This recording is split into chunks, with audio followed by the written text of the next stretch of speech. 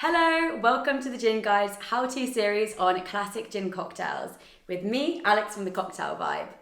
Today we're going to be making the classic Gimlet and I'm using Thunderflower Gin all the way from Devon, which has gorgeous notes of sage and pepper, which will be a lovely balance in our Gimlet cocktail. Begin with 50 millilitres of your Thunderflower Gin, which is 1.5 ounces, lovely. 15 millilitres of sugar syrup, which is about 0.5 ounces. 20 millilitres of freshly squeezed lime juice, or 0.7 ounces. Ice, and shake that up.